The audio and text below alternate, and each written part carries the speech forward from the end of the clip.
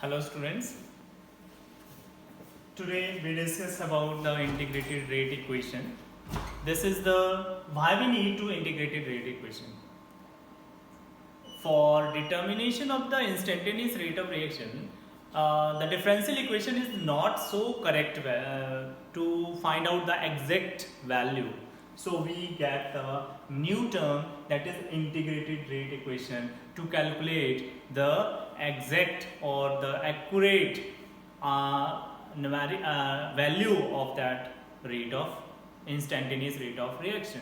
So that is the reason that we need this integrated rate equation. In this equation we have discussed about the zero order reaction and the first order reaction. Integrated rate equation for zero order reaction. First, we know, we have taken the example, that is rate changes into product P, then rate equal to minus dr upon dt equal to k into r raised to power n. For zero order n क्या हो जाएगा? 0. So from this equation, ये first equation है, if n equal to 0, because it is the zero order reaction, so the rate minus dr upon dt is equal to k into r raised to power 0, and we know that the r raised to power 0 is always equal to 1. dr upon dt equal to k. So rearranging it, by rearranging, what I can get, dr upon dt equal to minus k. This is the second equation. Integrate equation second with respect to time, then we get dr और dt को rearrange करके हम इधर ले जाएंगे, इस side ये आ जाएगा आपके पास dt, ये आपकी सेकेंड इक्वेशन आ रही है, dr इक्वल टू माइनस के इंटीग्रेशन ऑफ dt. अब डी डिफरेंशिएशन से इंटीग्रेशन खत्म हो जाती है, तो आपके पास r आ जाएगा, that is equal to minus k t plus I, where I is constant of integration.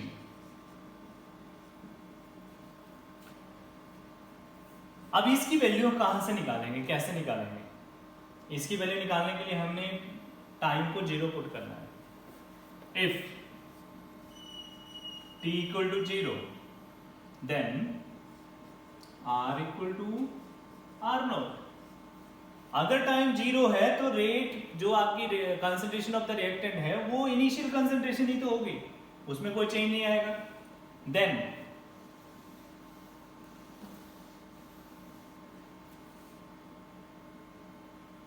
Are not equal to minus k into 0 plus I, then I equal to are not. Substitute this value in this equation, third equation. So from third equation, what we get? R equal to minus kt plus R naught. This is the third equation. से हमने substitute किया तो हमें ये मिला result इसका. अब अगर इस इक्वेशन को हम स्ट्रेट लाइन इक्वेशन से कंपेयर करते हैं, then what I can get, it get a straight line graph. When we compare it, compare equation fourth with straight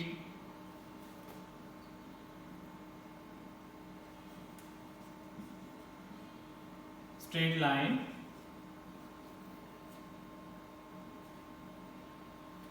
what we can get against when we draw the graph between concentration and time.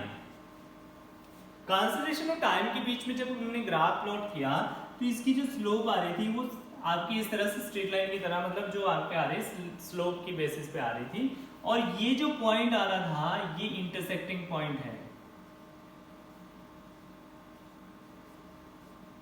और intercept कहां पे हो रहा है, are note पे, और slope क्या आ गई इसकी, ये इसकी स्लोप है, स्लोप आ गई माइनस के इक्वल। या अब इस इक्वेशन को अगर हम रीअरेंज करते हैं फ्रॉम 4, मुझे माइनस के टी को एक साइड रख लिया मैंने, आर माइनस आर नॉट हो जाएगा, दूसरी साइड जाएगा। अब इस माइनस को मैं मल्टीप्लाई कर देता हूं, दोनों साइड में माइनस से मल्टीप्लाई कर दूंगा तो क्या हो जाएगा, K T equal to are not minus R, ये हो जाएगा। अब यहां से हम या तो टाइम निकाल सकते हैं, रेट कांस्टेंट निकाल सकते हैं। टाइम निकालना है तो क्या आ जाएगा, R not minus R upon K, ये इक्वेशन आपकी आ जाएगी। फाइनली हम इनिशियल कंसंट्रेशन पता है, फाइनल पता है, रेट कांस्टेंट पता है, तो टाइम निकाल सकते हैं। ठीक है, ये आपका बन जाएगी रेट इक्वेशन के बेसिस पे। अब इसी इंटीग्रेटेड जो रेट इक्वेशन है जीरो ऑर्डर की, इसका हाफ लाइफ टाइम पीरियड निकालते हैं। How we can calculate the half life time period, half life time. अब ये हाफ लाइफ टाइम पीरियड क्या है, consumption of the reactant in a half time that it consume approx half of the reactant, substance जो आधा consume होता है वही तो बोलेंगे हम उसका half life time period. How we can calculate it, जब हमने T को मान लिया T हाफ, तो जो R नॉट इनिशियल कंसंट्रेशन है ये किसके इक्वल हो जाएगी, R नॉट बाई 2। जो आपके पास R फाइनल जो कंसंट्रेशन है एट टाइम T पे, वो हमने R को किसके R नॉट बाई 2 मान लिया। अब इस इक्वेशन से हमने देखना है, फ्रॉम दिस इक्वेशन, फ्रॉम, मैंने इसको A नाम दे दिया, तो T हाफ किसके इक्वल हो जाएगा, equal to R not minus R not by 2 upon K. जब इसका एलसीएम लेंगे तो T हाफ किसके इक्वल आ जाएगा, 2 time of R not minus R not upon 2K। ठीक है, अब इससे ये माइनस हो जाएगा, तो इसको माइनस करते ही हमारे पास क्या बच जाएगा, what we can get, T half equal to R not by 2K। From this expression, what we can observe that the half-life time period of zero order reaction is depend upon the initial concentration. It is directly proportional. So we get T half of zero order reaction is directly proportional to initial concentration of reactant। Initial concentration of reactant के directly proportional है। अगर ये बढ़ रहा है तो ये T half भी बढ़ेगा, डायरेक्टली प्रोपोर्शनल हो गया। ये तो कांस्टेंट है, इस कांस्टेंट को हटाएंगे तो प्रोपोर्शनल हो जाएंगे। So according to that we see that T half for zero order depend upon the initial concentration of the reactant. ये आपका T half के लिए आ गया जीरो ऑर्डर के केस में। अब हमने इंटीग्रेटेड रेट इक्वेशन निकालनी है first order, for first order.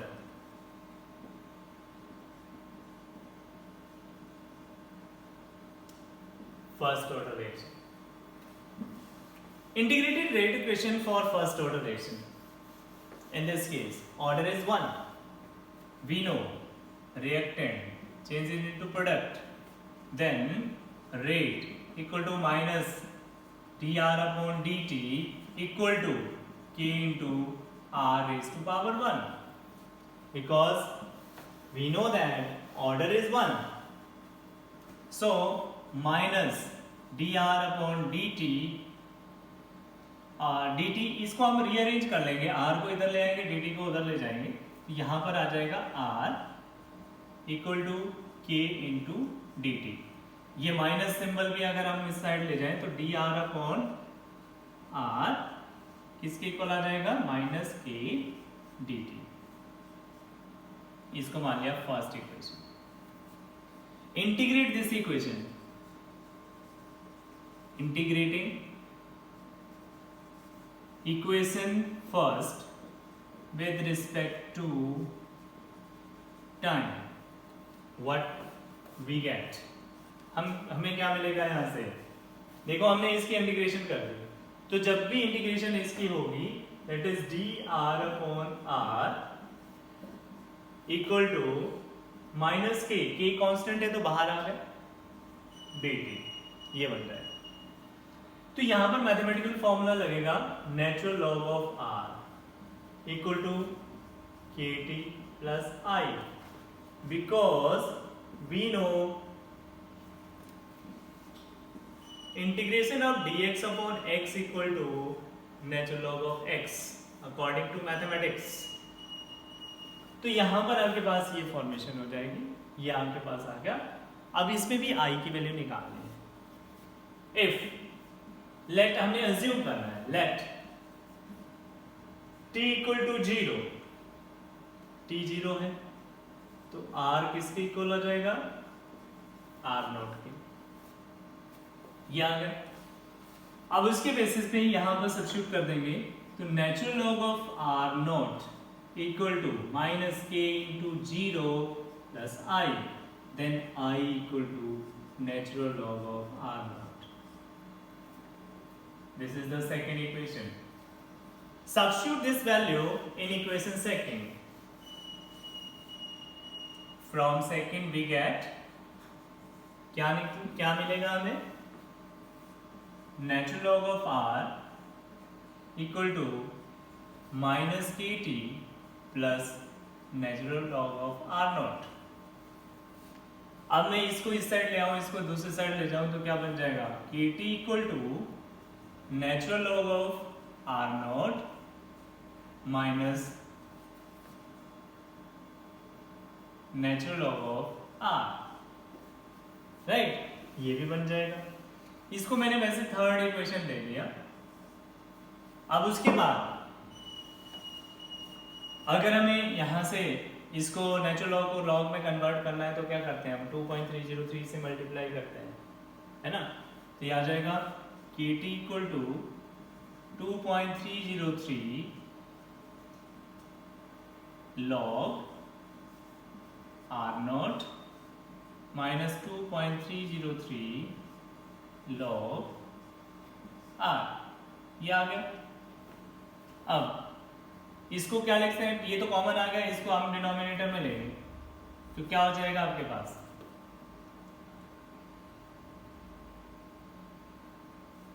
KT equal to, इसको लिख सकते हैं हम log R not upon R। अब यहां से हमने K निकालना है, तो आपके पास आ जाएगा 2.303 log R not upon R, और इसके यहाँ पर T आ जाएगा। ये न्यूमेरिकल में आपका यूज होगा इस केस में फर्स्ट ऑर्डर के। अब ये जो थर्ड इक्वेशन है अगर इससे हमने वही स्ट्रेट लाइन इक्वेशन से इसको कंपेयर कर दिया तो व्हाट वी कैन गेट, उसमें हमें क्या मिलेगा, उस पे भी स्लोप मिलेगी, वैसे सेम स्लोप इज देयर, और वो स्लोप आपकी किसके इक्वल होगी, और उसकी स्लोप जो आपके माइनस के इक्वल रहेगी। लेकिन ये ग्राफ किसके बीच में होगा ये भी ध्यान रखना है इसमें, when we draw the graph between natural log of R and time. जब हमने इसके बीच में ग्राफ प्लॉट किया तो आपके पास जो natural log of R and time के बीच में, then the slope is minus K, और ये जो पॉइंट है ये आपका natural log of R not है, इंटरसेक्टिंग पॉइंट है, ठीक है, ये आपके पास आया। लेकिन अगर इसी ग्राफ को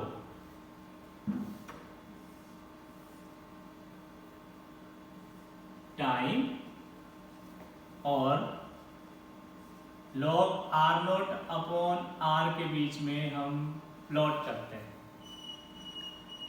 ठीक है, log are not upon R के बीच में प्लॉट करते हैं, तो ये स्ट्रेट लाइन आता है ऐसे, विद टाइम ही इंक्रीज करता है। देखो इनके बीच में अगर हमने प्लॉट किया और टाइम के बीच में ये स्ट्रेट ये बढ़ेगा, तो आपके पास ये देखो रेशो भी तो आपकी वैसे आए, ठीक है। इसको हम यहाँ रख देते हैं, के इसके डिनोमिनेटर में ले जाते हैं, तो इसको मैं इधर ऐसे भी कर सकता हूँ, और t also equal to 2.303 upon के log are not upon r, ये भी आप निकाल सकते हो। अब इसके बेसिस पे ग्राफ प्लॉट किया तो ये स्ट्रेट लाइन आ रहा है, और इसकी जो स्लोप आती है दैट इज k बाई 2.303, या ठीक है। तो इस तरह से हम इसको निकाल सकते हैं फर्स्ट ऑर्डर के लिए। तो ये इसके ग्राफिकल रिप्रेजेंटेशन। अब उसके बाद नेक्स्ट आता है half life time period.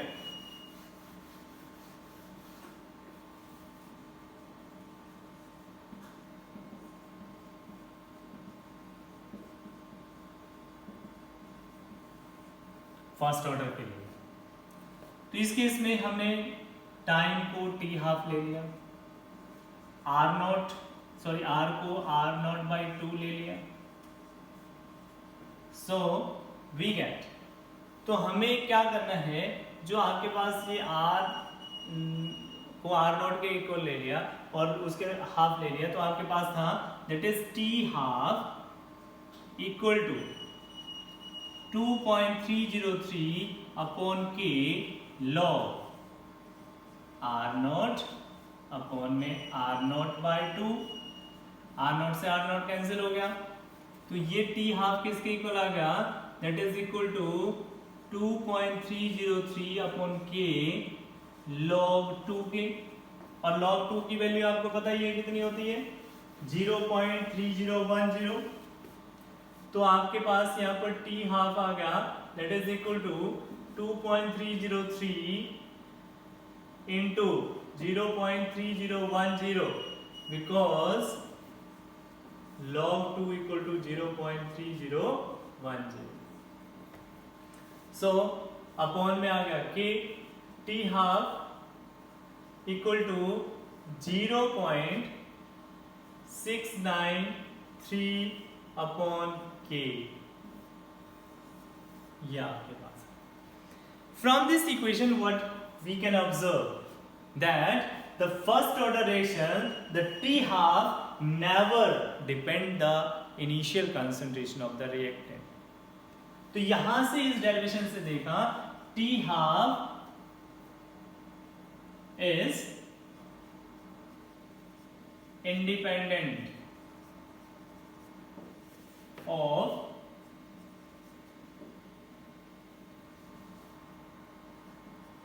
initial concentration of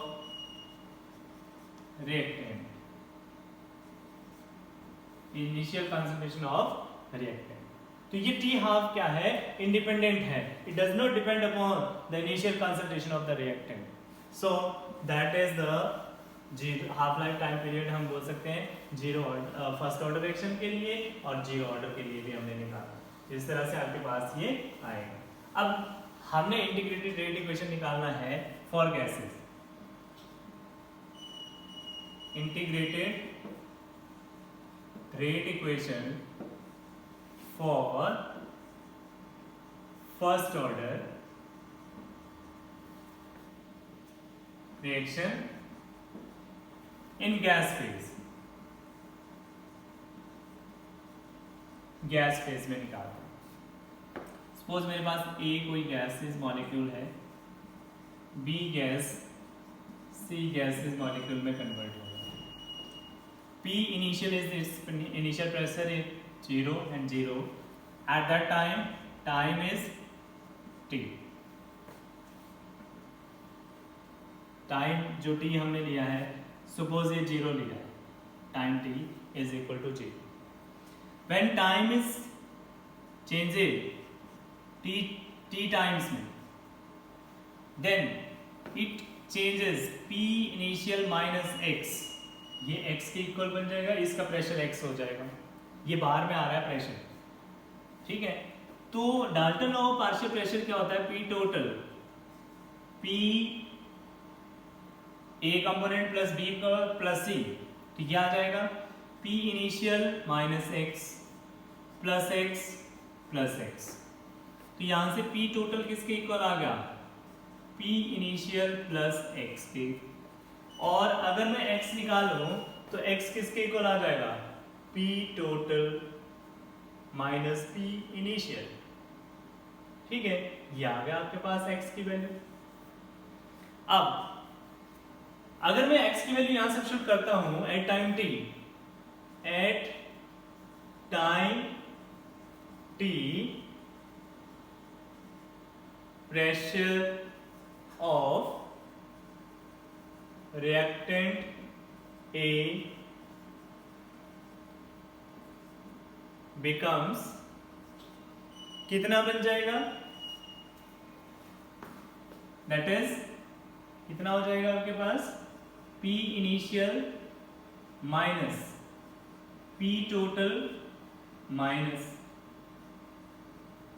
P initial, ये हो गया। जो आपका प्रेशर आ जाएगा दैट इज PA मान लिया इसको मैंने, ये इसके इक्वल आ गया फाइनल प्रेशर जो है। तो PA किसके इक्वल आ जाएगा, 2P initial minus P total के। या अब इसको हम फर्स्ट ऑर्डर रिएक्शन में सब्स्टिट्यूट कर देते हैं। We know K equal to 2.303 upon क्या आ जाएगा, T log initial pressure upon final pressure PA। So PA की वैल्यू क्या है हमारे पास, 2.303 upon T log P initial upon 2 into P initial minus P total. या इसको ना ब्रैकेट में, स्क्वायर ब्रैकेट की जगह पे आप प्लेन ब्रैकेट में लेंगे। ये आपका गैसेस के लिए है, इस तरह से आप निकाल सकते हैं फॉर गैसेस के लिए। तो ये था आपका integrated gas equation. So that's all for today, thank you and have a nice day.